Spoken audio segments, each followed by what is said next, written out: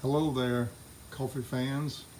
I happen to have a Jura Impressa A9 coffee machine that was started having a little difficulty in a couple of cycles.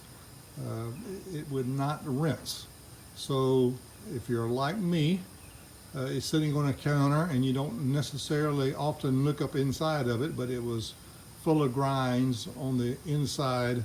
Once you take the drain pan out, and so I washed it out, and then I have access to a air compressor in my garage, so I actually rinsed it out really good, wiped it out, and then I took an air compressor and was able to blow out the inside. So if you look up on the inside of it, it really cleaned it well. It was full of grinds, so I'm sure the grinds that were up inside of it is what was preventing it from cycling properly. The red cloth over the machine is just to keep the reflection down so that you can see what was done. But it's actually pretty clean after I washed it out and then blew it out with an air compressor, and it's working well now. So if you're having any problems with cycling on your machine, you might try this on your particular machine.